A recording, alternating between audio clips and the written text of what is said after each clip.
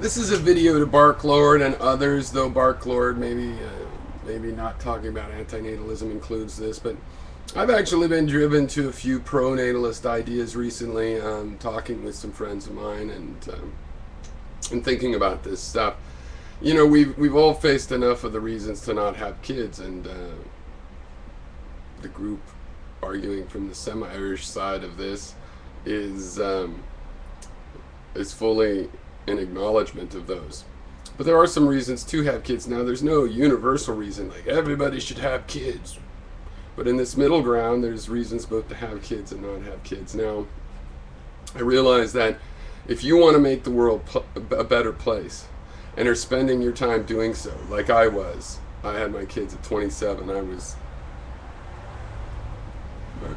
involved in a lot of activism my whole life and prior to that.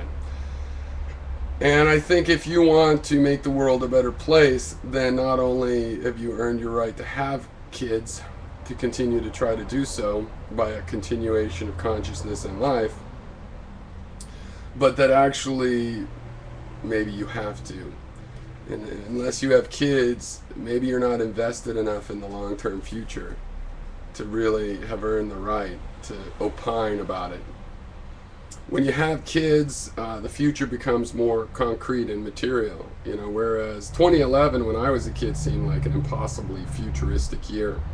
Whereas now, and yet I could have easily and had calculated I'd be alive then, but still impossibly. But now with kids, I can easily imagine the concrete reality of 2100, you know, and how that's not an abstract science fiction time, that's a coming time that we should prepare for. And I think having kids is something that makes that visualization possible. I mean, you can have a fantasy about being alive in 2100 with your own real body, but that's all that it is an immaterial fantasy, a physics contradicting impossible fantasy. Whereas when I imagine my child being alive and having to deal with whatever's going on in 2100, my grandchildren and great-grandchildren, that's real. That potential actually can happen, and if I have kids, there's even a certain likelihood of it happening. So yeah,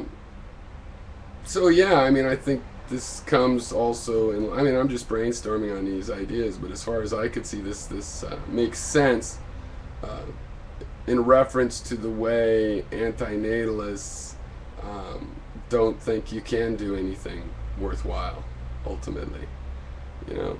So they shouldn't have kids. My pronatalism still includes them not having kids. But you know, you can see some of the links in how you work for change or not having an effect on your views of natalism and vice versa.